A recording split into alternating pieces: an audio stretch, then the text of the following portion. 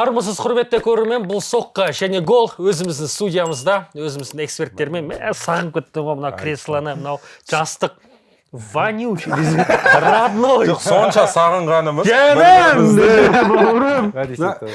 Соққыны түсірердің алдында 3 сағат сөйлестік қой, құры. 3 сағат. Ермаш қалай, Олжас қалай, бәрін сұрады жігіттер, бәрін айттық. Астанадан келдік. Бексұлтан екеуміз және өзіміздің Алматыдағы студияда Манчестер Сити Ливерпуль матчынан кейін жолығып отырмыз. Осы ойынды талқылаудан бастаймыз, иә. Ливерпульдің фанаты, жанкүйері, Қазақстандағы нөмір 1 эксперті Мәди Ерланұлын шақырдық. Және Бексұлтан Кеулімқосты да шақырдық. Енді бай қарсақ Бексұлтан Кеулімқос сияқты негізі Ливерпульдің фанаты ма? Және қара жамылып келген Дидар Есенов бірден түсінікті қандай командаға жанкүйер екен. Бұл Манчестер Юнайтедтің фанаты. Мен бұл жыл траурмын ғой просто. Челсиде жеңіліп қалды, Астон Виллада негізі. Тағы шықты. Бауырым, I feel you деп қойды. Кеттік па жігіттер? Бастаймыз ба? Соққы және гол. Сағынып қалсаңыздар, комментарий жазып кетіңіздер, лайк басыңыздар. Біз Алматыда өзіміздің студиямызда соққы түсіріп жатырмыз. Кеттік. Жігіттер, соққы және гол YouTube арнасындағы барлық шарындардың демеушісі фондағы достарымызға рахмет айтамыз. Фон апта сайын керемет сыйлықтарды таратады және сіздер 30 ойынға қатысып AirPods Pro 2 ұтып аласыздар. Төменде сілтемесі тұр, сілтеме арқылы өтіңіздер және су жаңа AirPods Pro 2 сізге бұйырсын деп тілейміз. Жігіттер, Манчестер Сити Ливерпуль матчы аяқталды. Ливерпульдің чемпиондығы құтты болсын дейміз. Бұл жерде енді қанша жерден Ливерпуль жеңілсе де, ұпай жоғалтса да, мына жақта Арсенал көкеміз жетіп алам деп ниеттеніп тұрған жоқ сияқты. Нақты қанша ұпай екенін айтайықшы. Апта ортасында Ливерпуль Астон Виллаға қарсы ойында, Эвертонға қарсы ойында ұпай жоғалтып, тең нәтиже тіркеп еді. Арсенал осы мүмкіндікті пайдаланамын деді, Вест Хэмге қарсы ойында қадалып қалды. Жалпы средадан субботаға дейін прям асыға күттім ғой мен Арсеналдың ойынын. Негізі шыны керек, сенім болды Вест Хэм ұпай алып қоятынына. Лестер мен Арсеналдың ойынынан кейін. Ливерпуль қайта үміт сыйлады ғой. Бір рет тең ойнады, 2 рет тең ойнады. Ой, сендер Вест Хэмнен жеңіліп жүрсіңдер, Сити жеңе салайық деп, сол үмітті бүгін үзді. Дұрыс айтасың. Егер Ливерпульге жететін команда осы, ол Ноттингем Форест. Енді Арсенал емес. Арсенал жетпейді болды Ливерпульге. Болды, құтты болсын чемпиондық, Мәди. Ерте әлі. Қойшы енді, әбден күш керсе талант болған ғой. Бір байқайсыңдар ма, жыл сайын чемпиондыққа таластың жаңағы кәдімгі несі Этихадта анықталып кетеді қайта-қайта. Арсенал кезінде қадалып, сөйтіп чемпиондық таласты жеңіліп қалды. Сосын қайтадан Арсенал сөйтіп қадалып. Қазір енді математикалық шанстар бар ғой әлі. Қалай бар? 27-ші тур, 27 ойын өткізді, 26 тур артта қалды. Ливерпуль 64 ұпай жинады. Арсеналда 53, Ноттингем Форестте 47, Манчестер Ситиде 44. Ливерпуль бүгін жеңіске жетті, 2-0 есебімен. Енді Мәди ойынға қатысты пікірінді айтып жүрсің. Менде негізі қатты қорқыныш болды ойын алдында. Сити Реалдан кейін өте ашулы Сити маусымда барлығын жоғалтты ғой енді.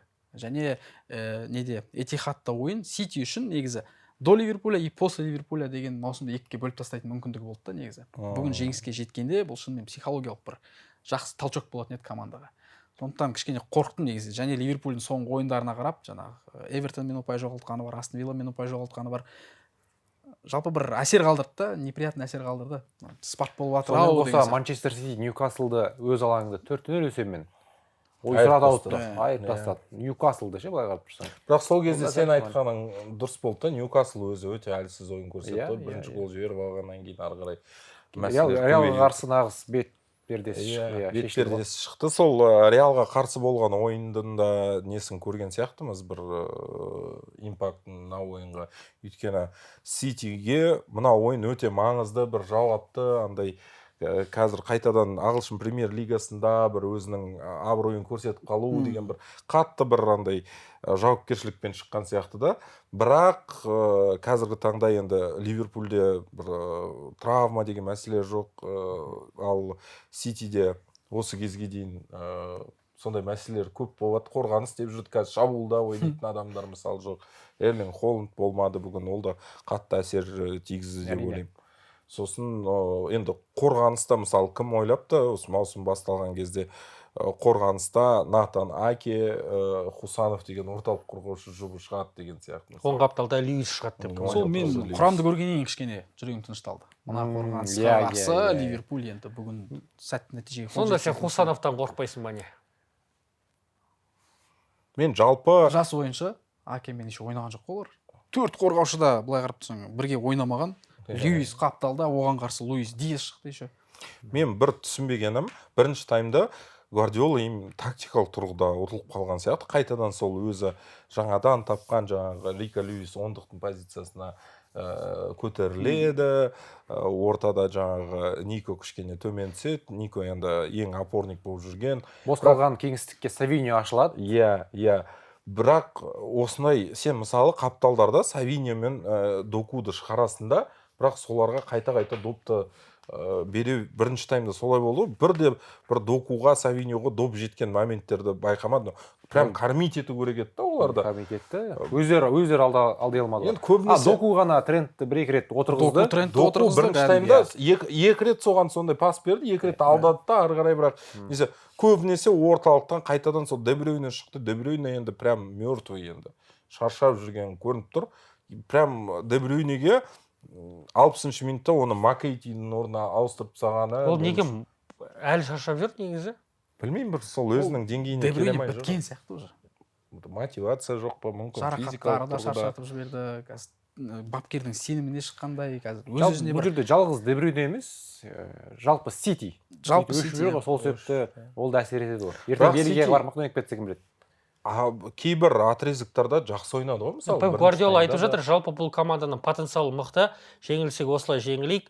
Енді Кевин Де Брюйне мен Натан Аке ғана ардагер футболшылар, қалғанның барлығы әлі өседі, күшті болады, жалпы команда мықтырақ болады. Мәселен бәрін бірінші таймда шешіп тастағаннан кейін, әрине Сити допқа иелік ету пайызға жеткізін жоғарылатады. Мысалы, соңғы рет 2003 жылы Ливерпуль 34% допқа иелік етіп, жеңіске жеткен. 2003 жылы. Қазір енді сондай пайызбен тағы да 2-0 Сосын бұл жерде Арне Слоттың жалпы сондай тактикалық ұстанымы бар ғой. Сен мысалы допқа иелік ету үшін бір андай талас жасау керек жоқ та, жалпы сен нәтижені жасап қойса ары қарай қинамайды ғой. Сен ойынды бақылап тұру керексің. Осы ойында Ливерпульдің мысалы қорғанысы мінсіз ойнады. Бірінші таймда әр қапталды да жауып жүрді, бәр жақты үлгеріп, сосын енді Салахтың жеке шеберлігі бар. Астана айттың ғой, Ливерпульдің қорғанысы деген ең мықты. Ең бастысы Ситидің осы алаңға шыққаннан бастап 10 минут қой. Стартовый натискті өткізіп алса болды деген ой болды да менде. Шынымен 10 минут Сити кішкене бірдеңке жасап тырысты, әйтеуір 10 минуттан кейін Ливерпуль қалай ойнау керек екенін түсінді. Жай ғана қарымта шабуылға шығады, гол. Қайтадан артқа түсіп алады, допты бере салады қарсыласқа. Өте ыңғайлы ойын Ливерпуль үшін. Бұл Слоттың бір несі ғой жаңағы, гибкость дейді ғой. Бірінші гол өте маңызды болды. Бірінші гол өте маңызды. 14-ші минутта Мұхаммед Салах соқты, Доминик Сабаслай пас берді. Бұрыштамадан кейін. Жалпы Мұхаммед Салах алтын допты әкеле берсін осы матчтан кейін деп жатыр адамдар. Осылай жалғастырса тағы бір 5 тур. Мына жерде ғой. Кім екінші орында келе жатыр? Қазір ма? Драфиня шығар. Жоқ, Дембеле бар. Антони үшінші жалпы Мұхаммед Салах гол плюс пас бойынша осы маусымда 41 ұпайға жеткізіп отыр. 41 ұпай. Жоқ, Салахта Ағылшын Премьер Лигасының рекорды 47. Салахта алтын топ алуға бүкіл критерийsi келіп тұр ғой негізі. Келді, болды. Аты бар, нәтижесі бар, Ағылшын Премьер Лигасын алды. Топ клуб, Ағылшын Премьер Лигасын құдай қаласа алып тұр. Чемпиондар лигасында сол шешіп 81 финалдан. Бұл жерде бір ғана проблема. Егер Егер Барса немесе Реал Мадрид Чемпиондар лигасын жеңіп кетсе, сол кезде ғана Салах алмауы мүмкін. Скорее всего алмайды да. Өйткені Реал жеңсе Мбаппеге береді, Барса жеңсе Рафиняға алтын допты табыстауы мүмкін. Сосын алтын доп табысталатын кезде мына бүгінгі Манчестер Сити Ливерпуль ойыны ұмытылып та кетеді. Бірақ Салахтың статистикасы Ағылшын Премьер Лигасы есте қалыпты. Енді әрине сырт алаңда 16 гол соғыпты осы маусымда, ол Ағылшын Премьер Лигасының рекорды. Енді алда 11 матчтай бар, және 6 гол немесе пас. Ол оңай ғой. 3-4 матч жасап. Салах бірінші ойыншы 40 плюс нәтижелі действия жасаған АПЛ-де 2 маусым. 41 қазір. Қазір 41, 2017-2018-де 42. Бірақ алда әлі 11 ойын бар. және андай статистика маған негізі ұнамайды, бірақ Салахтың нәтижелі голдарын жаңағы пастарын есепке алмасаң, Ливерпуль 13-ші орында тұратын еді дейді. енді ол дұрыс қой. ол Еш иә ұнамайды онда. ешкімге ұнамайды екен ол. Андай бір қияли әңгіме ғой негізі. Салах болмаса басқа біреуге соғатын еді ғой, бірақ сонда да ана матч жүргізіп отырып дата бұл әңгіме бітіп қалса ше, соны айтсаң болады. Ливерпульдің бірінші таймда мысалы орталық қорғаушылар да керемет ойын, жартылай қорғаушылар кім? Кертис Джонс, Сабаслай, МакАлистер үшеуі кәдімгідей жүгіріп жүрді ғой ана жерде. Жоқ, сосын андай статистика бар ғой, Алисон Беккер әр матчта 3 голдан өткізе берсе, Ливерпуль соңғы орында тұратын еді деген. соған ұқсас статистика. Бүгін Сабаслайдың рөлі ұнады маған, негізі шабуылшы ретінде шығарған сияқты көрсетті Бұл басында. жерде Төрт жартылай Ливерпуль 2 вингер және 2 ложный девяткамен шықты ғой. Менің ойымша ше, кезек-мезек Сабаслай немесе Кертис деген. Соны Ситидің ойыншылары да түсінбеген сияқты. Маған екінші таймда анау негізі автобустар қойған кезде былай 4-4-2 қып, 2 жаңағы шабуылшы болады, ең бірінші линия прессингтер. Ал Ливерпуль екінші таймда 4-2-4-пен ойнады да. Ортада между линиями 2 опорник жетті. 4 ойыншы бірінші линия обороны кәдімгі аналарды. И Сити оған қарсы ештеңе істей алмай қалды, топты ары береді, бері береді, әйтеуір. Кей кездері жаңағы қапталға забростар өтті, сол жерде Савиньо немесе Докулар индивидуальный шеберлікпен бір нәрсе қылып өтіп, айбалаңның ортасына пас берген кезде ол жақта жаңағы уже 2 опорник тұрды десек. В общем, вообще болмады. Подстраховкада жақсы жұмыс істеді. Жалпы сағат сияқты қорғанды ғой бүгін. Ешқандай проблема. Мармушқа бос кеңістік болмаса, Мармуш бір гол соқты, бірақ офсайдқа барайын сол. Бүгін бірақ Ливерпульдің мәселесі көрінді негізі. 2 қапталдағы қорғаушылар кішкене осалдау сияқты. Енді Робертсоннан қарағанда осалдау сияқты, бірақ осы Юрген Клоп команданы енді жақсақтап жатқан кезде дәл осы Робертсон мен Трент Александр-Арнольд команданы символы болған жоқ па? Клоп ашып берді ноунеймдер. Ең осал Робертсон болды маған бұл ойында. Жалпы маусымдағы осал Робертсон ба қазір? Қазір иә. Жалпы иә осы маусым. Цимикасты шығарды. Цимикастың бір жақсысы Робертсон сияқты қиялдап, шабуылдап кетпейді алға. Ол өзінің задачасын біледі, қорғанысты ойнап береді. Ешқандай да пенальти алып келмейді. Цимикас Робертсонға қарағанда Робертсонның өзі 3 пенальти алып келді осы маусымда. Екінші таймда 3-0 қылып тастаған еді Ливерпуль. Бірақ ол жерде енді офсайд ұзақ қаралып, вардан қаралып сөйтіп. Ол жерде Кертис Джонстың емес, кімнің? Сабаслай офсайд болды. Енді Манчестер Сити одан кейін өзгерістер жасағысы келді. Пеп Гвардиола әдетте көп ауысу жасамайтын еді ғой, оның бір штрих еді. Мына жақта паника ғой. Паника бұл иә. Мен күлкім келген сол анау Де Брюйнен алып тастап Макейти шығарып жатыр да. Как будто ол ойынды бір қатты усилять етіп жүретіндей. Енді мүмкін сол шейхтарға тағы бір месседж, маған Де Брюйненің орнына тағы біреу керек деген. Орнына адам керек деген сияқты ма? Иә, сол месседждің бірі осы қысқы трансфер кезеңінде келген 3 футболшы міне негіз орамда шықты бірден. Ол Реалға қарсы да шықты. Бүгінде Усанов бір сәтте голдан аман алып қалды. Яғни сендердің маған берген трансферлеріңді мен толыққанды пайдаланып жатырмын. Тағы да жазда керек болады. Әшейін сұрай бермеймін. Әшейін сұрай бермеймін. Енді бізде Түлкібас ауданында Азаттылық ауылында Мұратжан Усманов деген көрермен сұрап жатыр. Мәди, Хусановтың ойынына қандай баға бересің дейді. 4. 5-тен алып қайтымыз. 5-тен 4. Дидар бір Хусанов жайлы айтып берші бізге. 7 деген ұпай берем. 5-тен ба? 10-нан. Иә, мен 5-тен деп айтып мен 10 берем. Боқтап жатпасын бәрі. Жоқ, 5-тен деп. Хусанов бұл ойында бір андай явный ошибка жасаған жоқ қой. Енді бір қатес жаңа гол жіберіп алғанда ауына өтті дейді. Бірақ ол жерде енді не істей алады, болып тұрады. Ондай ол позицияны жауып жатты. Просто не повезло деген сияқты. Осы ойында Хусанов жақсырақ ұнады. Реал Мадридке қарсы кездесумен салыстырған кезде. Неге? Хусановты оң қапталда қорғаушы болып шығару болмайды. Ол шабуылға алға пас жоқ ода. Пастары қақпашыға немесе қасындағы Акеге, немесе Нико төмен түсеттен сол Никоға пас береді. Бірақ қапталды жауып отты ғой, надежно болды. Қорғаныста өте мықты. Мен көп осы көрермендер түсінбейді ау деймін. Хусанов қорғаныста енді керемет ойнайды. Өткенде Винисиуста жапты. Бүгінгі ойында орталық қорғаушы болып шықты. Және өзінің Пеп Гвардиола жүктеген тапсырмалардың бәрін мен ойымша ол сәтті орындады. Жіктеп айтсақ мысалы, оның қорғаныстағы ойыны сол, бірге бір шыққан кезде қорықпайтындығы, соңына дейін күресетіндігі, позициясын жоғалтпайтындығы мысалы, жылдамдығы бар плюстардың ішінде. Минустары сенің ойынша шабуылды бастап бере алмайды және пас дұрыс иә берілмейді. бірінші пас жоқ. Манчестер Сити сияқты өте жоғары деңгейлі, яғни доминация құрып ойнайтын футбол үшін орталық қорғаушы емес, тіпті қақпашының өзі керемет пас беріп білу керек. Ал Хусанов орталық қорғаушы ретінде жаңағы сол пас беру Өз-өзіне алға қарай пас беру деген нұсқасы бар ғой, миссиясы. Ол миссияны орындамай қойса болады. Мысалы, Акеге бересің, өзі жұмыс істей береді. Ал егер сен оң қапталда қорғаушы болсаң, сен бәрібір де допты Савиньоға жеткізіп беруің керексің. Жоқ. Орталық қорғаушы болсаң, сен қасындағы Никоға немесе Акеге бересің, Аке сол жұмысты тапсыра саласың. Ал оң қапталда қорғаныста, яғни Реалға қарсы кездесуде оң қаптал шабуылы мүлде жұмыс істемейді. Гвардиоланың билдапында негізі орталық қорғаушылар өте маңызды рөл атқарады. Мен айтып отырмын ғой, өте маңызды, бірақ оң қапталда қорғаушы маңыздырақ. Келіспеймін сенімен. Өйткені оң қапталда Рико Льюис көрдің ғой қалай ойнағанын. Бүгін оң қапталдағы Рико Льюис оң қаптал қорғаушысы болған жоқ негізі. Енді мен Сити допта кезде айтып отырмын. Сити допта кезде сол ондықтың позициясында жүрді ғой. Қаншама врыв болды, неге. Ол сол именно жаңағы кім екі опорникпен шығып отыр ғой, Арне Слот. Соған как бы сол Пеп Гвардиоланың сол миссиясын, сол тактикасын Хусанов орындай алмайды. Иә. Сол үшін ғана оң қапталда қорғаушы позициясында ол артқа қарай пас береді. Бірақ бұл жерде бұл ойында тамаша ойнады. Бірақ сен ол жерде Хусановты жібермей, мысалы, жалпы қаптал қорғаушыны жібермей, какой-то Рико Льюисті, который не тебе алмайды, не пас бере алмайды. Бір сұрақ, енді жаңа Астанадағы видеода болған жоқсың. Хусанов оң қапталда қорғаушы позициясынан шықты. Ол дұрыс па, бұрыс па? Реалға қарсы дұрыс. Реалға қарсы. Иә, әрине. Реалға қарсы дұрыс, өйткені бір доп айырмасымен жеңіліп жатсың. Саған гол соғу керек, шабуылдау керек.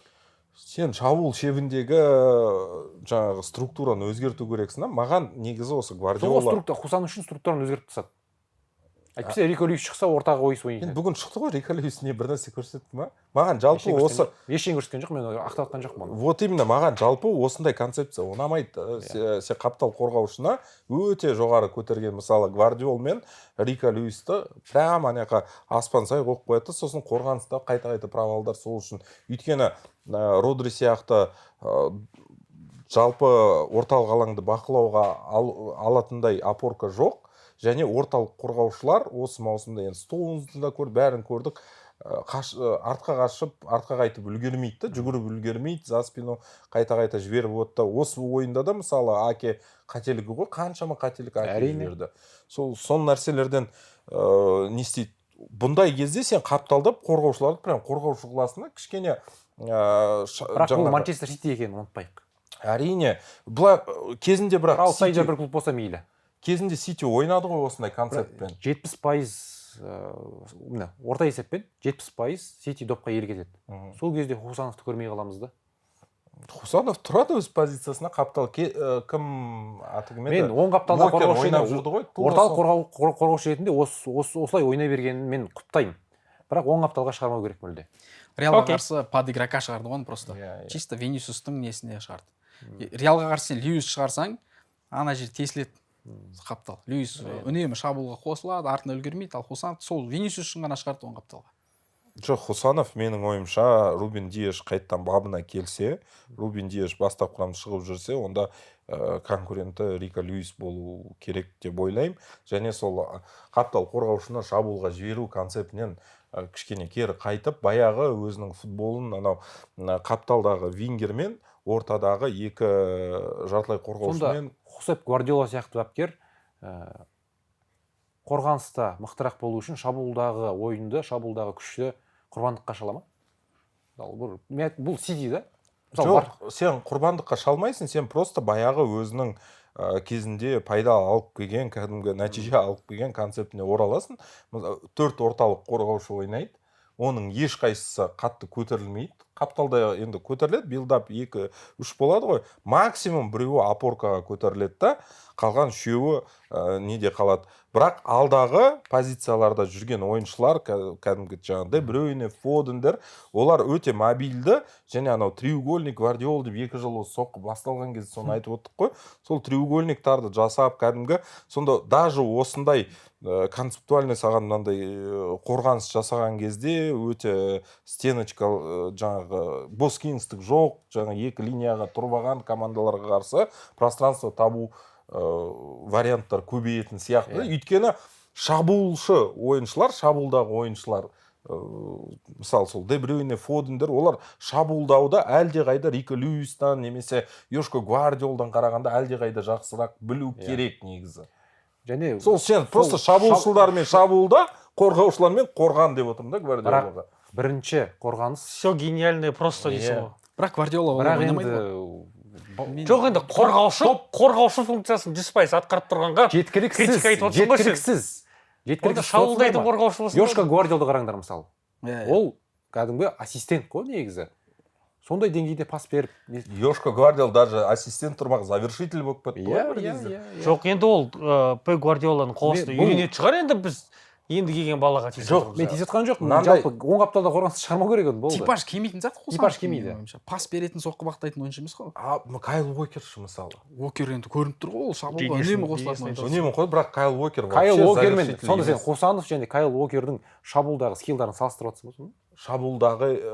Шабуылдағы болғанда Кайл оң Уокер қапталдағы ойынына салыстырып Кайл Уокер істеген жұмысты Қосанов атқара алады. Ал шабуылдағы ойын атқара ма? Шабуылдағы ойын атқара. Шабуылда ол просто сен қапталда ширина создавать етіп тұрасың, пас алмасып отырасың. Кайл Уокер ешқашан ортаға ойысып, өзі завершитель болмайтын. Рико Льюис Кайл Уокер сияқты. неше ассист берді мысалы? Ассист, пожалуйста, енді қапталда навес жасай сал. Шықпайды ғой сол. Қосановта ол да жоқ. Сосын Кайл Уокер жоқ, прям қазір шықпайды ғой, шығады шығар енді. Иә, шығады қазір. Жоқ, қазір даже оны осы оң ойында қапталдан алып бірнеше тастасаң, қойып керісінше Соған соқта үйренетін шығар. дайындату керек қой енді соны. Дайындайды ғой. Бірақ Осы дайындық шығар. маңызды матчтарда дайындамайсың да. Сосын Кайл Уокер ол прям ана Трент немесе Робертсон секілді қорғаушы болған емес, прям маусымда 20 ассист береді. Дұрыс, бәрін келісіп отырмын. Ну вот, сол тура Кайл Уокерді мақұл. істеген нәрсені істеп жіберді. Түсінікті. Менің пікірім Қосанов орталық қорғаушы позициясын ойнау керек. Оң қапталда емес. Ойнай алады, бірақ қазірдің өзінде орталық қорғаушы позицияның тізімінде мықты, ең мықтысы емес деп ойлаймын мен. Және дейдер, жаңа шабуылшылар шабуылдау керек, қорғаушылар қорғану керек дейсің да. Иә. Ол да қате пікір. Шабуылшылар да қорғану керек. Қазір Манчестер Ситидің басты проблемасы сол, прессинг деген жоқ мүлде. Жақсы әңгіме айтып отырсыңдар, оны бірақ Манишка жоқта да айта беретін әңгіме болып тұр да ол. Мақұл. Сондықтан біз кішкене бір басқа бір Мәди Ерланұлынан да бір сұрайын деп жатқан бір мәселем бар еді мен. Мына Ливерпуль чемпион атанбай қалуы мүмкін деп жатырық қой енді. Не үшін мысалы чемпион атанбай қалуы мүмкін ол? Қандай кедергілер бар жалпы Ливерпульге? Кім айтып жатыр, мүмкін бола алмайды. Манишка ғой жаңа. Чемпион деп Жоқ, мен айтып отырғаным, чемпионды құттықтадық қарсыласта әлі математикалық шанс бар. Сол жарақат и чемпиондар лигасы қосылған кезде команданың екі жаққа кім жетеді ол? Бұл Ливерпульге кім жетеді? Енді ертерек қуанбайын деді. Сол мен қазір Ливерпуль чемпион. Жоқ, қандай Ливерпульдің қандай жалпы проблемалары және уайымдатын нәрселері бар, минустары бар? Уайымдататын әзірше бір ештеңе көріп тұрған жоқпын, бірақ кез келген ойында, мысалы Эвертонмен болсын, Астон Вилламен болсын, кездесуде қорғаныста бір сенімді ойын жетіспеді, особенно екі қапталдағы ойыншылар. Сосын қазір енді қайттан соны айтасың ғой. Салах немесе Ван Дейк түсіп қалуы мүмкін. Ертең чемпиондар лигасы басталған кезде екі жаққа көңіл бөлеміз деп, екі жақтан да былайша айтқанда айырылып қалуымыз мүмкін. Менің ойымша, Мәди енді Ливерпульдің жанкүйері ғой. Біз айтып жатыр, құтты болсын деп ше. Сол Мәди сол чемпиондықты қашыра алмау үшін, тым қатты үміттенбеу үшін және Мәди менің ойымша іштей Ливерпуль чемпион екенін сеніп тұрған сияқты. Мазақ болып қалудан қорқады. Енді ондай болды ғой бір рет. Болды ғой. 12 ұпай, 11 ұпай қашып тұрып сөйтіп. Бірақ 27 ойыннан кейін жетіп ала алатын команда болды ғой. Сол менде мәселе неде емес, ол ұпай айырмасы көп болып кетті, құтты болсын деп жатқан жоқпын. Мәселе Арсеналдың кейпінде немесе деп отырсың. Ливерпуль, мен сіз ойнап кетті, болды деп жатқан жоқпын. Ливерпуль де ұпай жоғалтады, бірақ Ливерпуль мына жақта 9 ойын қатарынан ұтылса, Арсенал 9 ойын қатарынан жеңеді деп айта алмаймын да мен. Енді Ливерпульге 9 емес, қанша рет қазір 4 рет ұтылу керек та. Мәселен кейде. Қалған 11 ойында 4 рет жеңіліп қалады деп Ливерпуль ойламаймын мен. Бір қатарынан 1-2 ойын ұпай жоғалтсаң басталады ғой мандраж деген. 11 ойын қалды ғой. Қысым сезе бастайсың, одан ары жалғасып кету мүмкін ғой енді. Былайша айтқанда Реалда 1%-бен өтіп кетіп жатты ғой келесі кезеңге. Қазірде Арсеналдың чемпиондыққа деген пайызы енді 1 емес, жоқ дегенде 10% бар шығар. Бас фаворит қой. Мына жерде Этихадта жеңіліп қалса, психологически сондай не болып қалуы мүмкін еді да. Кәдімгі бір жағынан ол Ситиге дем береді, әлі топ командалармен ойнай аламыз. Арсеналға тағы да бір үміт береді. Арсеналға кішігірім ғана болып ше. Арсеналға кішігірім үміт береді деген сияқты. Бірақ қазіргі таңда мына жерде уже нәтижемен дәлелдеп тастаған сияқты да. Тура анау пандемиядағы маусым сияқты болды уже февральда біз уже чемпион деген. Сосын қонақта қазір өте бір сенімсіз ойын көрсетіп жүр. Алда бірнеше қарсылас бар. Кез келген Фулхэм болсын, Ноттингем Форест болсын, Вест Хэм болсын, Кристал Пэлас бар ма әлі? Кристал Пэлас, вот айтпа жүрегім ауырады. Арсеналмен ойын бар ғой. Арсеналмен үйде ойнаймыз. Жоқ, енді мынау бар ғой, прям андай бір моментте бәрі ковид болып кетіп, жарты команда ондай кезде де чемпион болады Ливерпуль. Арсеналда ковид болу. Жоқ, тура сондай ситуация болған жоқ па? 20 ұпай осып кеткен кезде ковид болып кетті. Еще сол кезде сезон до конца ойнатпаймыз деп бір шошты болды ғой. Жоқ, ол кезде АПЛ-дың бәрі ковид болып, ал мына жерде чисто Ливерпульдің командасы өзі ковид болып, ана ойыншылардың бәрін неден шығарып тастап, второй составпен ойнаса, мүмкін онда и то Арсенал жете ала ма, білмеймін ана жерде. И то Ноттингем Форест чемпион. Салах пен Ван Дейкке Арсенал ақша төлеп, біздің команда кел десе де ол. Жоқ, мақұл. Сонда Ноттингем Форест чемпион бола ма онда? Бұл жерде енді Арсеналдың ақымақтығы ғой, жігіттер, сендер маусымда чемпиондыққа талас болып жатыр. Үйде ойнап жатыр.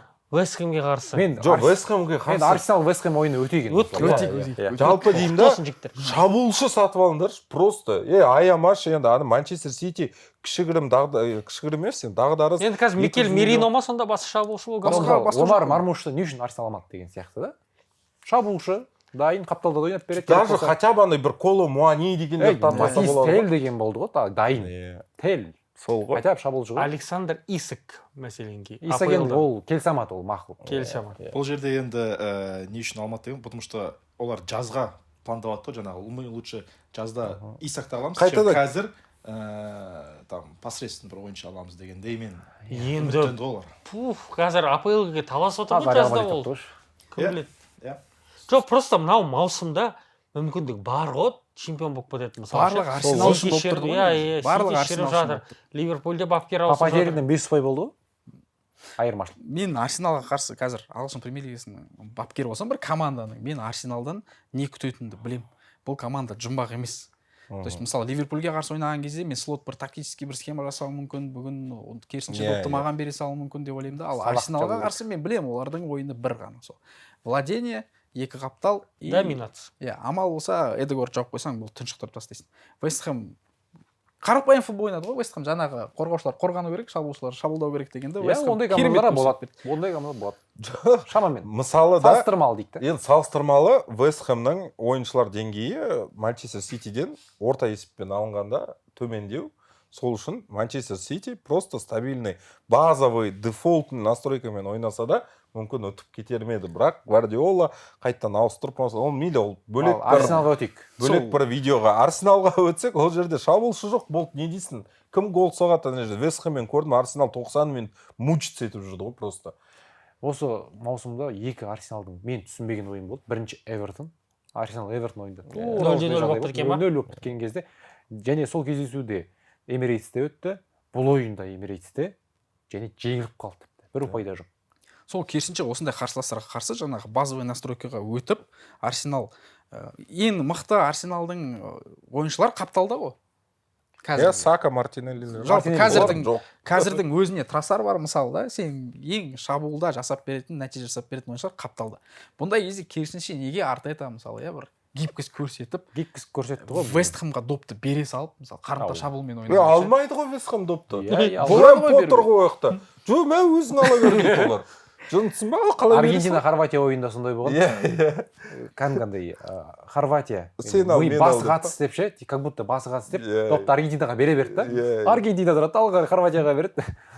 Жоқ, мына жерде негізі енді бірінші әрине Льюис Келлидің жаңа қызыл қағаз алып кеткені ол да әсер етті. Мен ойлаймын, даже осындай немен соңына бір Давид етіп бірде бір қылатын еді деп ойлаймын, енді 11-ге 11 ойнап жатса.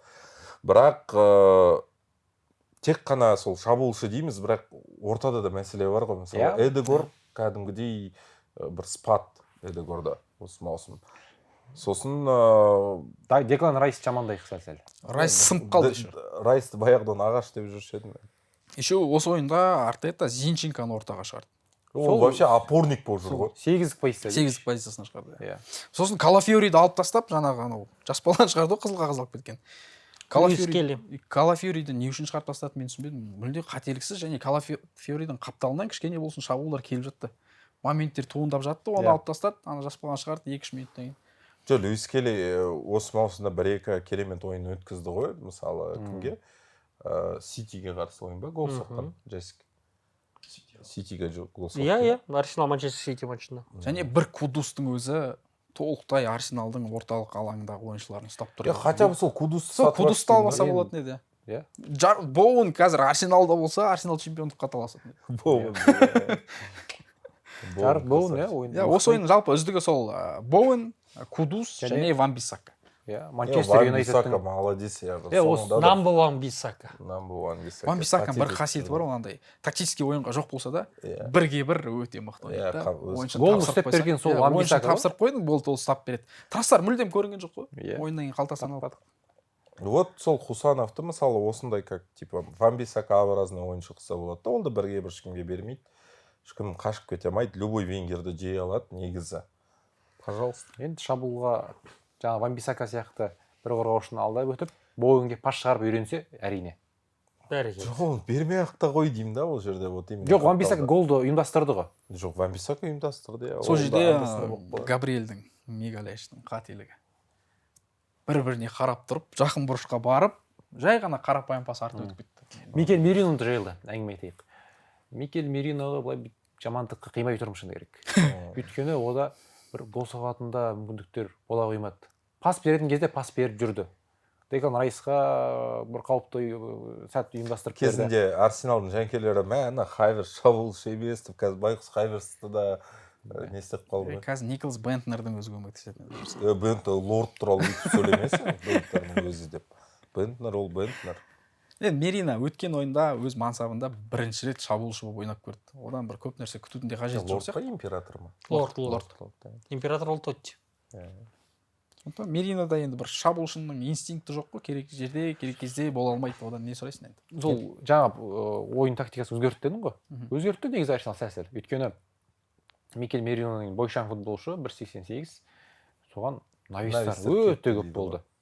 Жоқ, сол статистикаға қарасақ, 20 удар, екеуі ғана створ, это означает, сенде нападающий жоқ. Сенде ұратын адам, дәл ұратын адам жоқ. Сол проблема. Осы ойында, иә, сол ұратын адам жоқ. Бірақ ұратындай сәтте болмады ғой. Вест Хэмде 5-ден 2 ғой.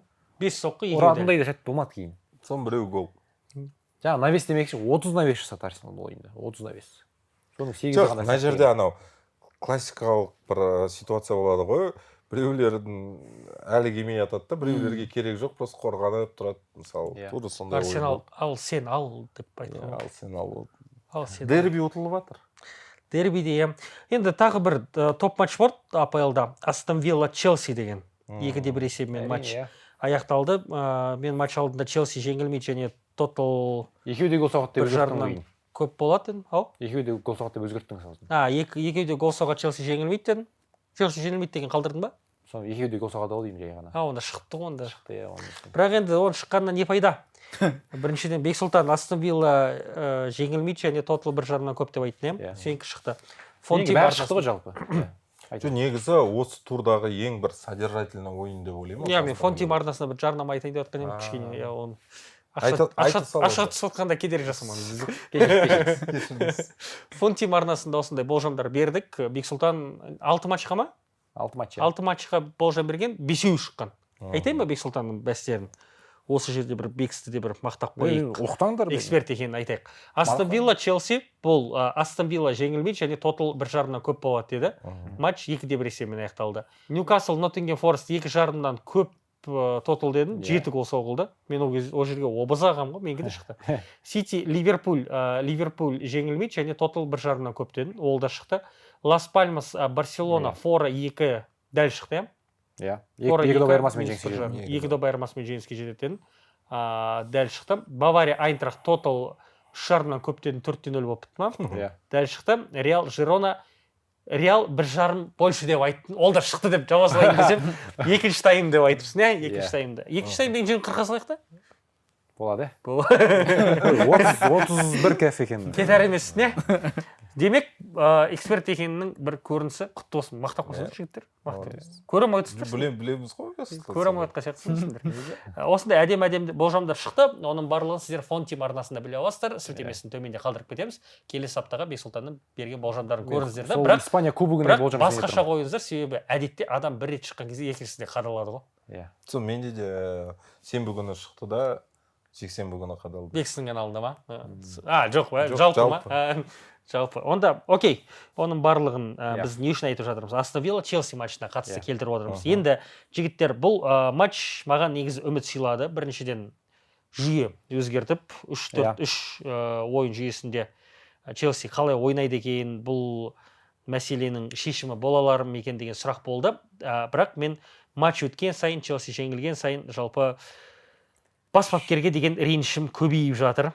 Энсо Мареска деген бәлкім лысый адамдар саны көп болсын деп жатыр ма? Марескада емес, мәселе Марескада да болып тұр да, негізі қырсықтығында болып тұр. Бірақ дәл қазіргі енді мәселе осы Астон Виллаға келген кезде, салыстырған кезде түсінеміз трансферлерде.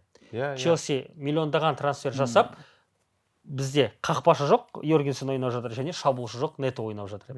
Екінші жол қақпашының кестерден кетті. Иә, Найзаның екі ұшы жоқ. Сен миллион трансфер жасайсың да, сенде шабуылшы жоқ, және қақпашы жоқ. Бірақ Йоргенсеннің сақтаған жерде болды, және Педро Нето да ассист жасады. Жоқ, қақпашы жоқ қой бәрібір. Йоргенсенда да, Роберт Санческе де 20 миллионнан 4 қақпашы алмай, бір 80 миллионға бір нормальный қақпашы сатып алса болады. Алды ғой енді, ол арендада жүр ғой. Мәселе шешілмеген. Ал Астон Вилла Джон Дуранды сатты да, сатып алған футболшылары Бекс айтқан сияқты өзінің командасына керек емес болып қалған деген. Бірақ олар жалға алған, келген, ауысқан трансферлер. Сбитый летчиктер ғой. Сбитый летчиктер. Решфорд туралы үй сөйлемес. Решфорд қашан ойнады соңғы рет Юнайтедте? Әлі үшінші бомбардир. Бірақ олар сбитый летчик болғанмен квалифицированный летчиктер. Талантты, екінші мүмкіндік керек деген. Оны мысалы осы матчта көрсетті. Марко Асенсио дубль жасады. Оның аттасы деп айтуға болады ма? Маркус Решфордты ол ассист дубль жасады. Бұл жерде Чемпиондар лигасының командасы жай ғана ортаңқол командамен кездескен. Конференция лигасының болашақ чемпионы. Тодд Боули деген FIFA ойнатқан сияқты ғой. Өйткені потенциалы өседі деп. Иә. FIFA кірген, поезд деген бар ғой. Потенциалы ең жоғары футболшылар деген мен солай істеймін, өмір бар. Сөйтіп, есептеп 3-4 жылдан кейін бұлар топ жарып мықты ойнап кетеді деген үмітпен бәрін сатып алған. Бірақ енді ол потенциал деген мысалы 94-те 79 ап тұрады ғой. 79 рейтинг болып қалуы мүмкін. Жоқ, ол не прикол ол. Потенциал мысалы Дастан Сатпаев сияқты футболшыны сен 4 миллионға сатып аласың да, кейін оны 100 миллионға сатасың да. Тодд Боули 100 миллионға сатып алып отыр ғой, оны 200-ге сатпайсың ғой. Ол 16 жастағы футболшылар үшін мейлі ше. Саған негізгі командаға дайын футболшылар керек қой. Дайын футболшылар. Иә. Ағылшын премьер лигасына анау. Жоқ, енді потенциал дегенде не істейді мысалы? Энсо Мареска нешеге сатады ол? Сатпай, ол жерде олмас. Энсо Фернандесті 120 миллион фунтқа сатып алып, оны сен 120 бүкіл 120 миллионға бір дайын мақұл жасы 26-27 келіп қалса да ше. Сондай бір футболшыны алса да 120 миллионға кез келген осы 27 жастағы футболшы Челсиге келсе, ол ең ардагер ойыншы болады. Жоқ, мына жерде бірақ тәжірибелі ойыншылар болды ғой, мысалы Кунку, иә, трансферлік провал ғой. Ең провал трансфер. Ең провал, мүлде ойын көрсетпейді. Осын Кунку негізі осындай ойындар тәжірибе ету керек та. Кол Палмер енді керемет ойын көрсеткен. Бірақ бірінші таймда негізі Челси жақсы бастады ғой. Басында жақсы бастады. Астон Вилла мүлде бір 20-25 минут оянбай жүрді алаңда. Челсидің шабуылынан да шабуыл, оң қапталдан Нето қашып кетеді, керемет пас шығарып 1-0. Бітті, как будто Челси ойынға дайын, Астон Вилла болса әлі жаңа Еврокубоктардан, недерден бір шашан кіреп сөйтіп кетті. Барселона деймін да, тиыннан тиын құрап, бірде-бір ділдәсі жоқ та, бірақ тиегін анау Джонатан Тамен қазір келіссөздер жүргізіп жатыр. Джонатан Та немесе анау Боруссия Дортмундта Шлоттербек деген футболшы бар, маған өте қатты ұнайды. Сондай сияқты Чемпиондар лигасында өзін дәлелдеген ойыншылар. Бірақ Барселона кез келген ойыншыға сөйтіп сөйлесе алады. Челси да ең соңғы команда емес қой енді. Ең соңғы емес, бірақ сен мысалы саған келеді, Челси бізге ойна, енді айлығын сәл көбірек десең, сен қарайсың ғой сырттан командаға. бұл команда енді ғана қалыптасып жатыр, оның болашағы қандай болады, ертең чемпиондар лигасында ол ойнай емес ма, маңызды ойнамай ма? қазір Мадишка. Енді мысалы Енді әйелінен сұрайды или қызынан болсын, не істейміз деп қай жатыр, қалада тұрамыз деп па? Барселонада, там ол жақта иә анау Лондонда Саграда жаман емес. фамилия, анау мынау пляж бар деп. по футбольному қарасаң, мысалы Джонатан Та болсаң да сен Барселонаны таңдайсың негізі. Әрине. енді айлығын сәл 1-2 миллионға көп болса Челси таңдайсың. Ондай, иә. Өйткені Почтина Иә. көкем сағынып отырмын. Сағынып отырсың ба? Әлем чемпионатын күтіп отырмын. Жоқ, бұл жерде Почетина мына құраммен өткен маусымда 8-ші орын ба? Қанша болды? 6-шы орын алып конференция лигасына шықты. Көтеріліп кеттік Иә. қой. Мейлі. Манчестер Юнайтед кубок жеңгенде Еуропа лигасында атады. Жоқ, бірақ Энцо Мареско да 6-ші орында бітіреді, мен саған гарантия беремін. Енді прогресс Бірақ- болу керек шығар. 3-ші орын болу керек шығар енді. Енді Ноттингем Форестті озасыңдар. Әлеке. Бірақ енді Ноттингем Мареско Форестті Каспер оссақ екінші жасай орын аламыз ба? Жоқ, жалпы маусым Екінші орын ғой. Мареско, Гвардиола, Әлімжан Асқар. Шең бірдей боласың. Маған жараспайды. Маған оларға жарасып тұр ғой. Мен и так та онша емес болып тұрмын. Оны шашымды алып тастасаңдар не қалады? Ол Бекс қой дәл. Бекс ауыстырайық. Кімнің ойы? мен кінәлі болып Ja, алсайын, айтпақшы, Бәсті ауыстырайық. Чалобаға не болды? Сынды да кетті ма сол кім? Ол да бір өкініш. Адырап Соншалық. шықты да болып кетті. Сағынысып көріскен кезіміз осы. келесі ойынға өтейік. Бәс демекші. Аха. Келесі ойынға өтпей тұрып. Бәс демекші. Не бәстерден ұтылды бұл көкеміз? Бұл көкеміз маған қазір дөнер қарыз Ювентус ұшып кетті. Тағы Айфоннан қырық алдым. есетке 10 Беріп қойдың ба? 10 мың теңге. Беріп қойдың ба? Сендер соққы көрмейсіңдер ғой? Соққы көреміз біз. Оны беріп қойдым деп айта саған ол жарамайды ол. Беріп қойдың ба? Чек керек. Все, хорошо, жіберем жайсың. Енді Дидар саған бір сұрақ Тұра тұр, не бар тағы? Неден ұшты? Бәстен. Болды ма? Ерат Бөкейдің мәселе ол бөлек қой. Ол болды, иә? Пока что Әзірге жоқ, осы. Бір сұрақ бар да, мысалы Ноттингем Форест пен Манчестер Юнайтед туралы бәстестік қой. Жоқ, ол енді бітті. 34-ші, 35-ші турға қарай расчеттаймыз ба, әлде Ол 38-ші турға дейін есептесеміз Ол ба? 34-ші турда ақша болса деген әңгіме. Жоқ, математикалық мүмкіндік жойылған кезде есептесесіңдер ғой. Жақсы. Қазір Англияда букмекерлер ақырындап Ливерпульдің чемпионствосына қойғандарға ақша беріп жатыр екен ғой. Бірақ, скорее всего, Ақырында жоқ, ақша беріп жатқан жоқ. Кәдімгі депозитке дайындап Соны жатыр. сөйтіп жатыр ғой мысалы. иә. Енді Манчестер Юнайтед Ноттингемді оза алмайды ғой, бірақ менде 9-ші орында келе жатқан Брайтонға әлі үміт бар негізі. Манчестер, Брайтонға, Манчестер Юнайтед Эвертоннан 0-2 есебімен жеңіп тұрды да, есепті 2-2 қылып берді. Міне мінез. Нағыз. Матч жайлы айтты. Мені мінез емес, мені Бруно Фернандеш. Осылай, просто вообще мүлде ойын жоқ болып жүрді. Екінші таймда Бруно Фернандеш, қой бүгін ойнайыншы уже ят болды дейді да. Штрафнойдан 2 жыл болды ойнамаған. Иә, в смысле, 2 жыл емес, 2 ай ойнамай жүрді соңғы. Гол соқты, сосын екінші тағы бір стандарттан әйтеуір подборда кім Угарте алыстан. 90-шы минутта соқты ма? Жоқ, одан ерте. Зиргзе мен Нкуку бір-біріне өте қатты ұқсайды деп ойламайсыңдар ма? Ұқсайды, иә, бірақ өте қатты деп емес. Енді позицияларда, функцияларда, үмітте. Негізі Нкунку Бундеслигадағы жаңа Лейпцигтегі Нкунку өте жылдам ойыншы еді ғой, өте на пространстве дриблингі да керемет. Қазіргі Нкунку бір какой-то, білмеймін, Санчомен дос болып кетті ма, не істеді, айтыр білмеймін. Ал Зиргзе ол баяғыдан осындай, негізі қатты көп жүгірмейді, бірақ бүйтіп фук-фук техникасы бар. Гарначо шыққаннан кейін екінші таймда кішкене болса да Юнайттың ойыны өзгерді, бірақ Амаримге сұрады, не үшін сіз Гарначоны сразу шығармайсыз десе, енді мен басқашалай ойнап көрейін дедім деген. Амаримге бәрі тиісіп бастады ғой. Қойшы, ауыл аутсайдерлер туралы. 14-ші және 15-ші орындағы командалардың ойыны өтті. Эвертон 14-ші орын сақтап қалды. Енді Ла Лигаға өтейік.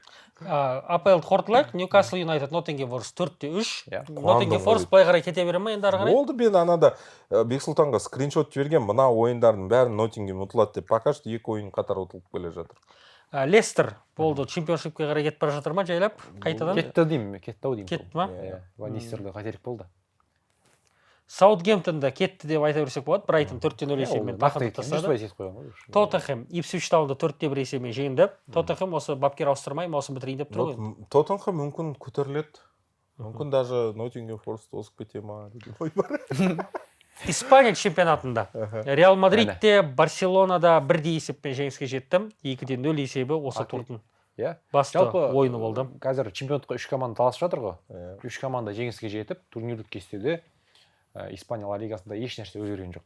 бірақ Барселонада 54, Реал Мадридте 54, Атлетикода 53 ұпай. Атлетико бірақ айырып жеңді, аналар так на классе жеңіп кетті. Ну, Реал после Сити. Барселона еще кішкене қиналып жеңді негізі. Зорға жеңді десе. Зорға емес еді, сәл қиналып жеңді. Реал болса жұртты енді. Винисиус бірінші тайм, ары қарай потом Реал аса бір Модрич. күш салды деп айта алмаймын. Ситиден кейін Сити біраз эмоциясын алып қойды ғой жеңсе де. Біраз эмоция алып қойды. Модричтің голы біраз Модрич эмоция берді ғой. бірінші тайм 0-0 бітетіндей көрініп жатқан кезде Модрич өзіне алды. Жалпы осындай ойындарда анау топ ойыннан кейін жай ойын болған кезде командалық ойын емес, бір жеке бір шеберлердің алып шығады да сол Модрич. Менің болжам бойынша да сол болды ғой. Мен Реал Мадрид Жирона ойынында есеп бірінші таймда 0-0 болып бітеді деп ойладым. Немесе Жирона 1 гол соғып кетеді, асып кетсе. Сол кезде екінші таймда Реал жауапты қарымта 2 гол соғады деп болжадым. Бұл жерде бірақ менің болжамыма Модрич кедергі болды ғой. Модрич деген жалпы гол соқпаса да мен Луканы бүгінгі видеода мақтағым келіп тұрған еді. Енді Ұлы футболшы ғой. Енді ұлы футболшы, әрине ұлы футболшы, және пастары ше. Бірінші таймда сол ғана ойын жүргізді ғой. Сосын байқасаң, ана Модрич былай пас береді ғой, бүйтіп. Реалда бәрін үйретті ғой, сөйтіп. Бәрі сөйтеді ғой, үйтіп бере алмаса да береді ғой, бүйтіп. Бұл жерден тактика бойынша айтатын болсақ, біршама өзгерістер болды. Алаба негіз құрамда шықты. Рюдигерге. Енді ол тактикалық өзгеріс емес, анау жалпы тактика деп құрамдағы өзгеріс. Енді тактикаға келетін болсақ, Брайм Диас бірінші таймда оң қапталда ойнады, екінші таймда сол қапталға сол қапталға андай ауысты. Дегенмен Винисиус та сол қапталда ғой. Бірақ Реал Мадридтің схемасы қазір 4-4-2. Сол Брайм Диас просто Беллингемге прямой замена болды. Прямой замена болды. 4-4-2.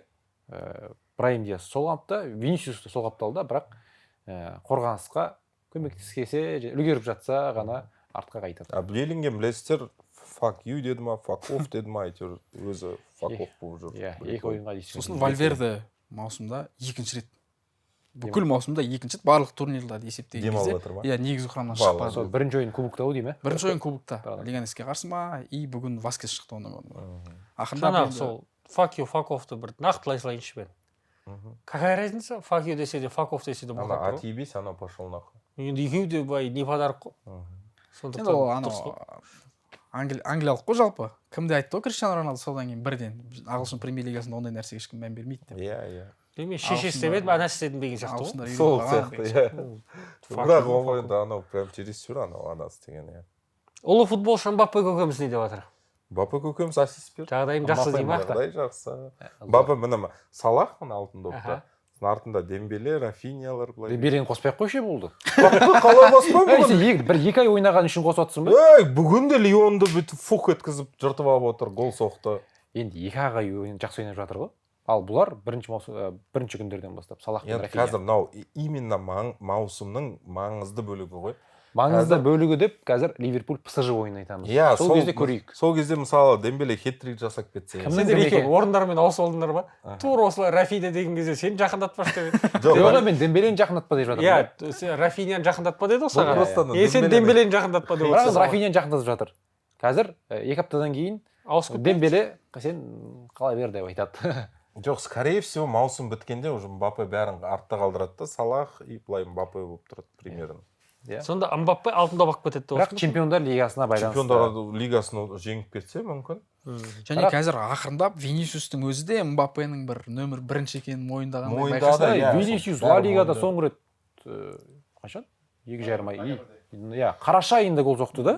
И бүгін соғып отыр. И бүгін соқты. Бүгін де бірге бір шығып бара жатып, жалпы соңғы ойындарда байқаған барынша Мбаппеге гол соқтырғысы келеді, пас бергісі келеді. Иә, сол Мбаппені кішкене өз бір несінде айтты ғой сұхбатында, біз Родриго екеуміз Мбаппенің сұрмерген болған қалаймыз, барлық условияны жасап береміз деді ғой. Вот именно соны маусым басталғанда айту керек еді, ол жерде Мбаппе өзі кішкене айтып отырдым ғой сол кезде.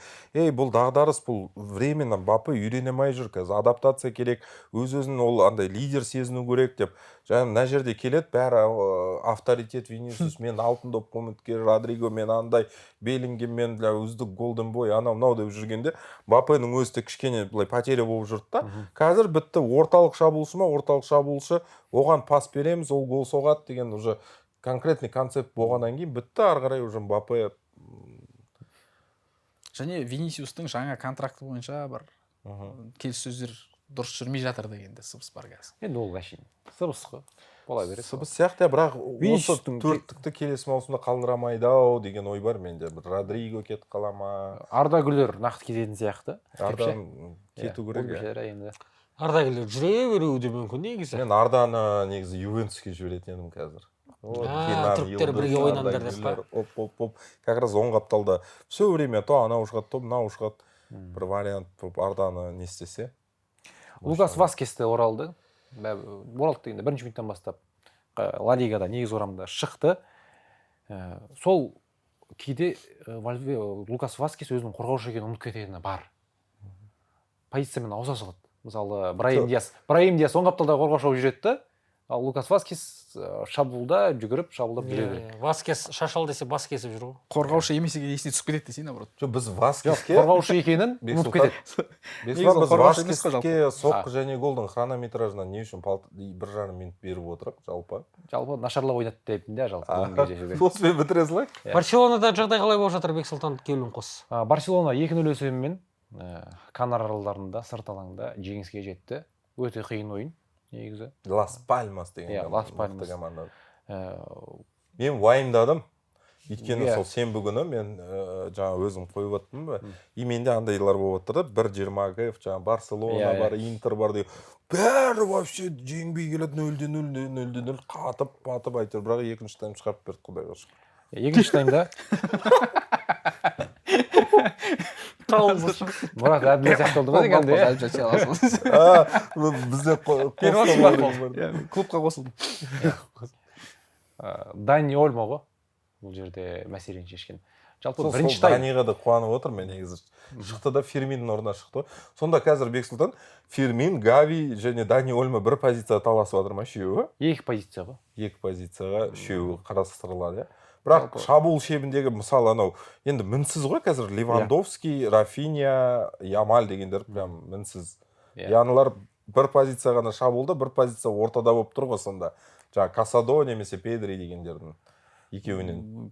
Дұрыс айтасың. Сол себепті де мысалы қосалқы құрамнан шықса, Рафиняны алып тастап, онда орнына Дани Ольмоны шығара салуы мүмкін. Немесе Гавиді деген сияқты. Бірақ бірінші минуттан бұл негізгі құрам бар. Ну, скорее всего, қалай ойлайсың сен бірінші минуттан шығарған кезде, мысалы, осы ойында Ферминді шығарды, бірақ Фермин бастап құрамдағы не емес қой? Бастап құрамдағы болшы емес. Осы қаңтар ақпан айларында Гави Педри болды ғой. Гави Педри, солар бірінші выбор болады. Бірінші выбор болды. Өйткені Дани Ольмо да жарақат болды. Ал қазір енді Дани Ольмо орылғаннан кейін Ольмо және Гави осы позицияға бірінші нөмірлер ғой. Кім шығатын, оны әр ойында әртүрлі болады. Окей. Бұл кез қиын болды. Жалпы Левандовскийдің нашар ойындарының бірі болды тағы да. Түк көрсете алмады. Ламин Ямалды мен мақтай алмаймын. Дегенмен ассист берген сияқты. Бірінші голда ақсы енді. Ассист берген кезде ғана жарқын ойнады. Ал бірінші тайм Барселона еш нәрсе ұйымдастырды. Аз болып қалып жатыр ма сендерге уже? Сен Ферран Торресті мақтаса, сен бәрін шығарып берді ғой. Ферран Торрес былтыр жалпы маусымда қанша гол соқты? Биыл уже сонша 8 гол соғып отыр. Барселона фанаттары сәл-сәл есіріп жатқан сияқты ғой. Базар жоқ енді, Ламин Ямал покер жасады, бірақ мен оған ұнамай жүр. Анау ассист болды ғой, бір матчқа жететін ассист қой. Болды ғой. Жеңіс голы ғой еще. Әрине. Кейін орталық қорғаныс позициясында да тура сондай. Кубарси, Иниго Мартинес, Араухо және Гарсия. 4 нұсқа бар. Қайсысын жағына кетті? Жалпы барлығы да өз функционалын орындап береді. Әркімнің өзінің стилі бар және провал жоқ. Айтын келген. Бәрі келді. Жалғаса берсін осылай. Окей, онда жайлап қорытындылайық. Қорытынды кезінде бір айтып кететін сондай матчтар бар. Жақсы жаңа айттық ПСЖ, Лионға қарсы ойын 3-2 есебімен аяқталды. Дембеле гол соқты. Дембеле гол соқты, Хакими дубль жасады. Бавария 4-0 есебімен Айнтрахттан. 3-ші орында келе жатқан Айнтрахтты просто трахт қылып тастады ғой. Айын дегенді алып тастады. Баварияны тым қатты төмен сүріп тастадыңдар. Сіздер. Чемпиондар лигасында ғой ол. Чемпиондар лигасында және Байерге қарсы ойынды былай қарап, тым Байерге қарсы Енді- ойын, Селтикке қарсы ойын 2 ойын ғой. 2-ақ ойын болды енді. Селтикке қарсы бірінші ойын 3 Мысалы, ойын. екі ойында да ол турнирлік мақсатты орындады ма деген сұрақ бар саған. Иә, орындады. Орындады, иә. 3 ойын қатарынан, бірақ адам жылайтын ойын көрсетті ғой. Бірақ нәтиже бар ғой бас. Нәтиже Бундеслига нәтиже бар, иә, бірақ Германия кубогында Байерден ұшып кетті. Германия клуб. Және Чемпиондар лигасына, скорее всего, Байерден ұшып кетеді. Мен Бавария деп отырмын. Байер Баварияның Жоқ, кілтін мен тапты. 50-де 2-48 дедім ба, сондай болды. Мен Баварияға Кел деп отырсың ба, сенім Вексел? білдіре аламын. Come on. Чемпиондар лигасы туралы болған неден А, кейін. бірінші видеодан кейін ба? Бірінші. Жоқ, болмай тұра бір видео болады ғой, бір аптаға қалған кезде. Кубоктен кейінгі ойында ма? Сәл зерттеген келіп тұр ғой. Сәл, иә, сәл. Мүмкін вирус сынып қалса онда бәсіміз қайттан. Маған жалпы адамдар жазып жатыр да, Дидеке, сол анау спорласқан қойсай, азартқа кіріп кетесің дейді да. Соны кішкене Мен қазғырып жатқан, иә, қолға бір алу керек деп ойлаймын. Ой, контент жасап отырсың ғой сен. Енді ол Құдайға шүкір спорласып отырмыз. кішкене бір ақталса шүкір болар еді. Иә. Жігіттер, Иә. осыдан дәл 3 жыл бұрын, және бір күн бұрын, 22 ақпан 02-2022 жылы соққы және голдың негізі қаланған. Сен күшті дата таңдап алыпсың ғой. Бір қызға айтып берейін ба? Аха. Сетантада жұмыс істеп жүргенбіз, Иә. SMM болып мен, Райым және Олан үшеуміз.